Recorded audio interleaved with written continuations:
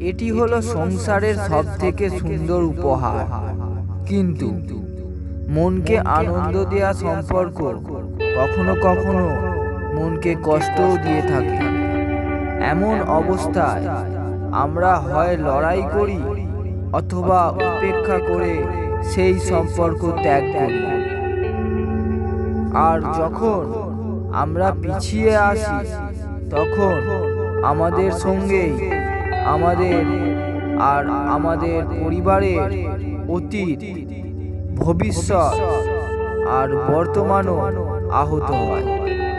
সংসারের কোনো মানুষই সর্বগুণ সম্পন্ন কখনোই হয় না। সেই জন্য কিছু খামতি এড়িয়ে চলার চেষ্টা করুন।